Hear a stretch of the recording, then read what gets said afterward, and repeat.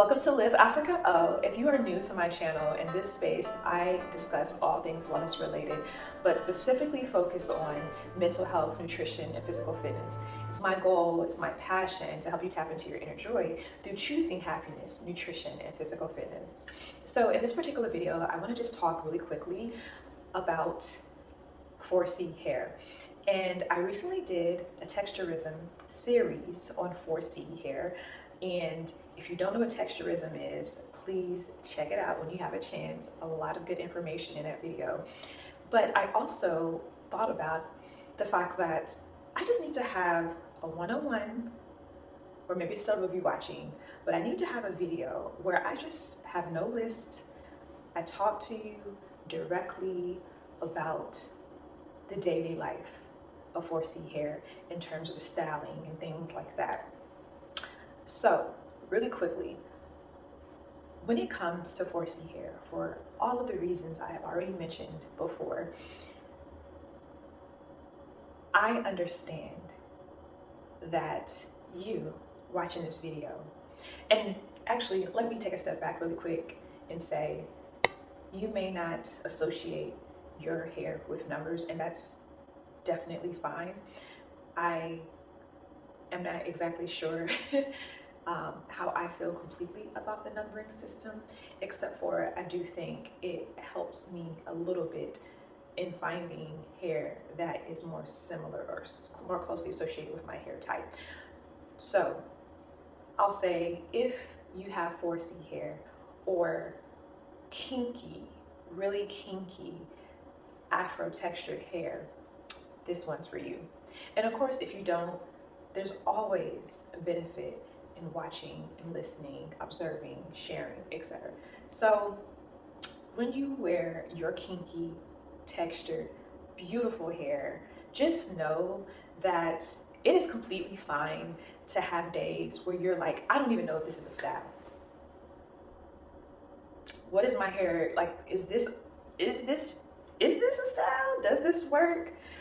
I think in those moments, one helpful tool would be to stop and just maybe take a few moments to not look in the mirror again, do something else, or just take a few moments to, kind of catch yourself and reframe your thought and then say, not, is this the style, but do I feel comfortable in wearing my hair like this?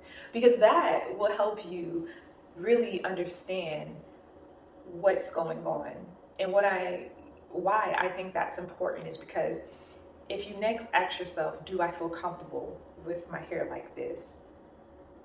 If you don't, then you can understand, okay, why don't I? So it could be you don't feel comfortable because my hair does not look like it has enough curl definition to it or something like that. And then, in my opinion, you know that is not necessary. All kinky textured hair will not have curls, defined curls all the time. Probably most of the time it won't.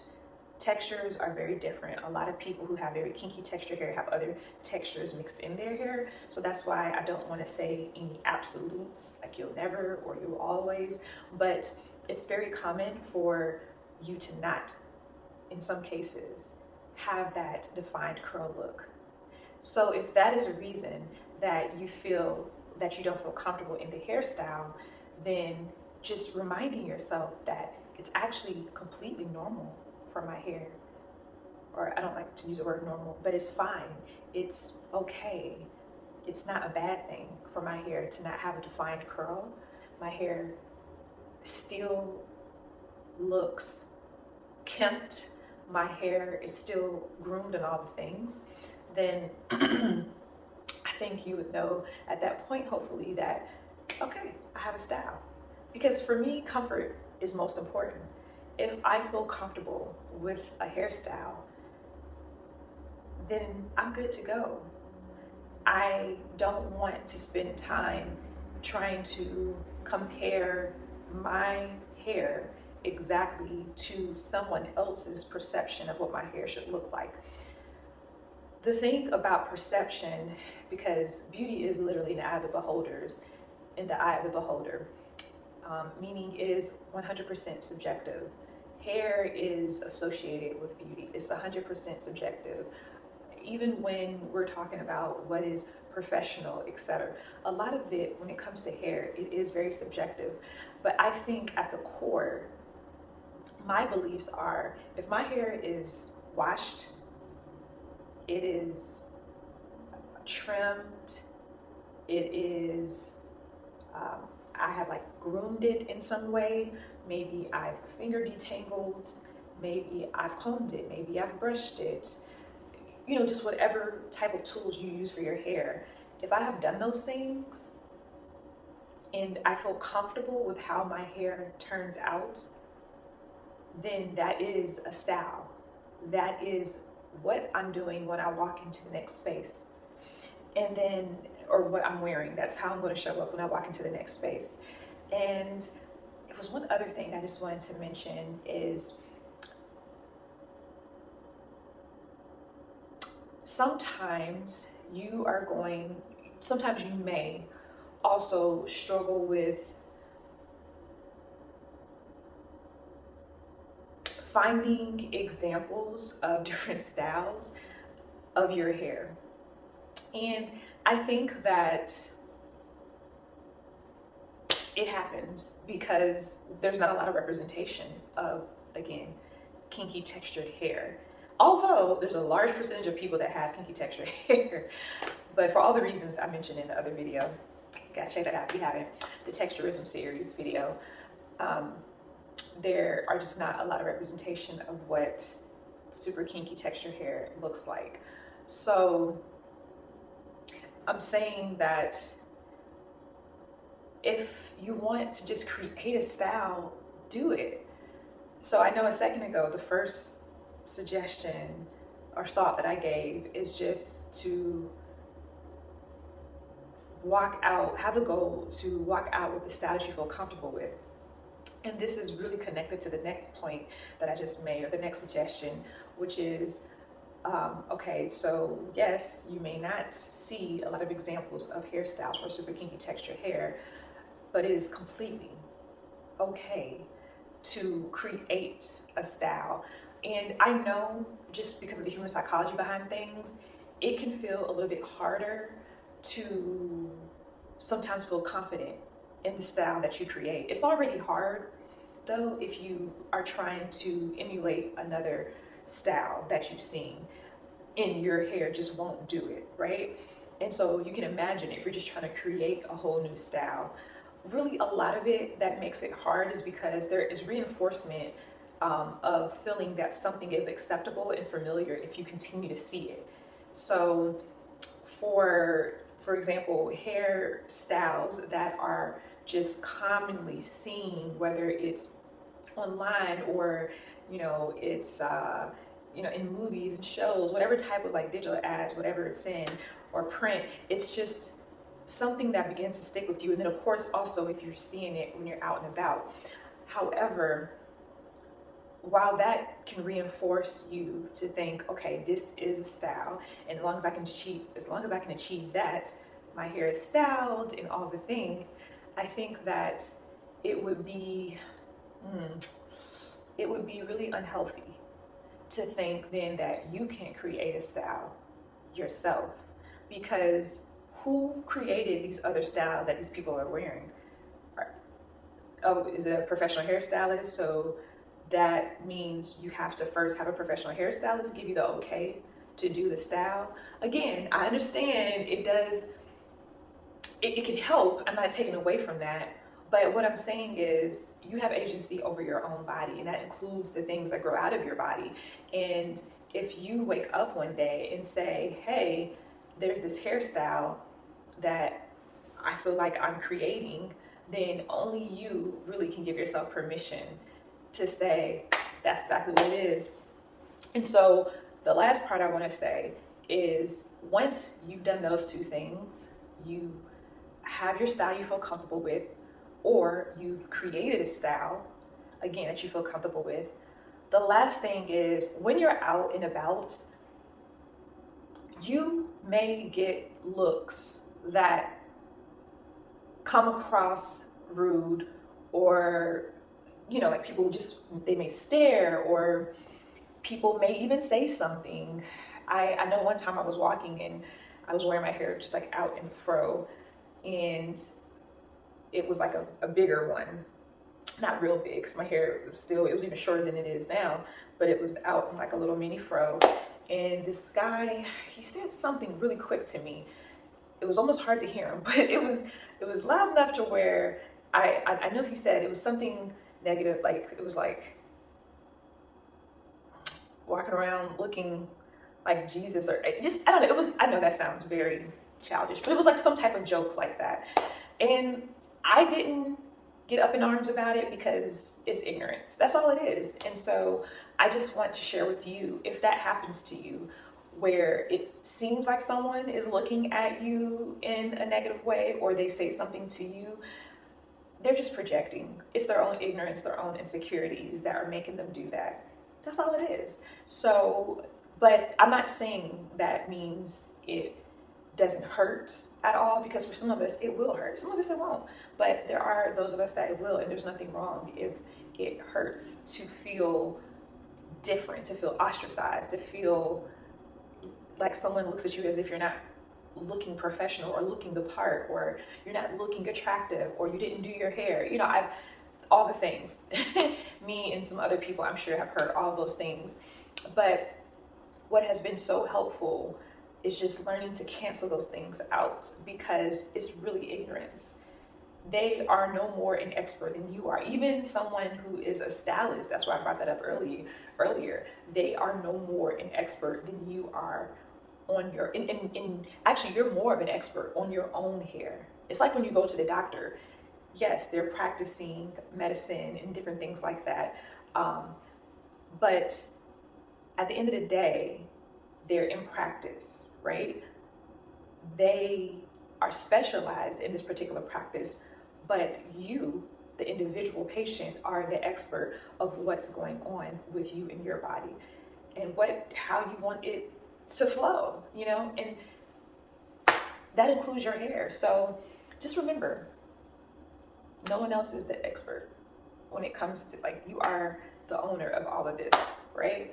And so, yeah. And then I also just wanted to share, when I'm out, ladies, while I have experienced some of those negative experiences along my journey, and thankfully I canceled them out, and what helped me cancel it out, because I'm not sure if I shared this. Oh, I did. I just said, like, just remembering some of the things I just shared with you about you have agency over your own body, including your hair and all those beautiful things, and they're just projecting on you. But I also make sure I'm always reading books, positive, uplifting books. I'm listening to positive, uplifting people. But the other thing I wanted to say is, I have had some positive experiences, and this is from everyone, from, you know, all races, different genders. I mean, however you identify, I have experienced compliments or just curiosity in terms of certain questions, etc., about my hair. And yes, I feel like I can tell by the tone whether or not it's like condescending or whether it's just curiosity and interest and appreciation. But I've experienced some positive experiences when it comes to my hair. And one of the things I like the most is when it's like, I wanted to say I'm seen, but that's not exactly, I think, speaking to what I'm trying to articulate.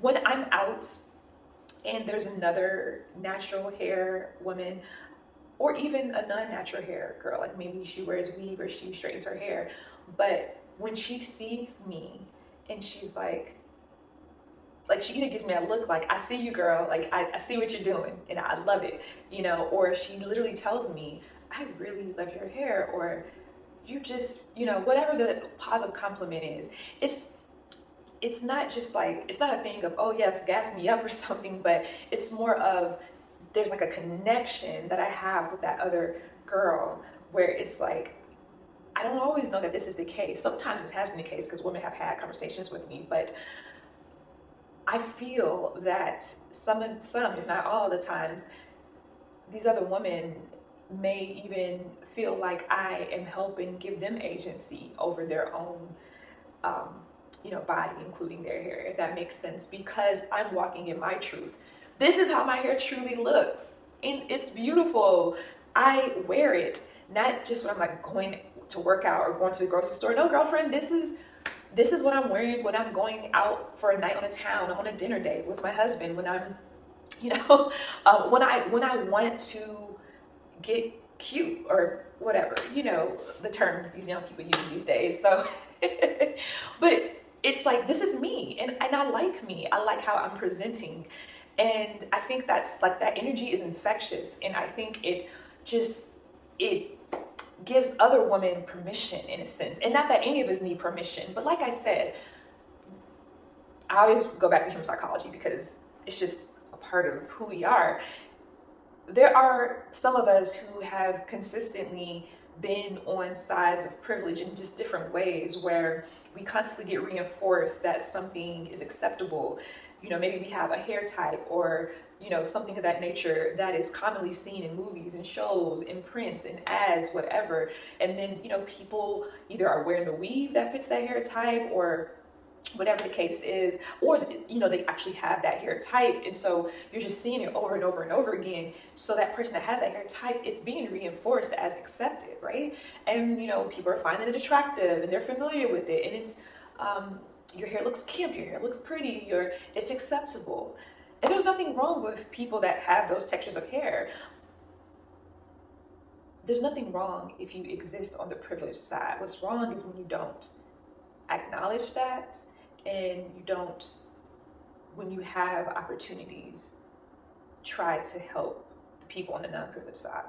But the thing is also, but again, for the people who are non-privileged, they don't have those reinforcements, right? When it comes to the people who don't have the standard of hair, the hair that is the standard, they don't have those consistent reinforcements. And so it can be very easy for someone to say, you just need to feel better about your hair. You just need to feel better about yourself. You need to work on your self-esteem. To me, that's very dismissive, because there's so many layers to what's happening. And also, I think, not to go on a rant, but I just think that people also sometimes, if they haven't experienced it, and I'm talking about like maybe because they're on the side of privilege when it comes to their hair texture, they again are just dismissive and invalidated, or trivialize it, whatever. But how would you really be able to understand when you're on that side of privilege, right? You just, some people can, that are on the side of privilege, but for many it can be hard unless they really do the work. But for the people who, let's say, have kinkier hair, and they may also trivialize other people who have kinkier hair, who feel like they're having a hard time wearing their hair kinky. That's crazy. Or still a form of ignorance as well, because none of us should invalidate or trivialize anyone else's experiences, right, around this.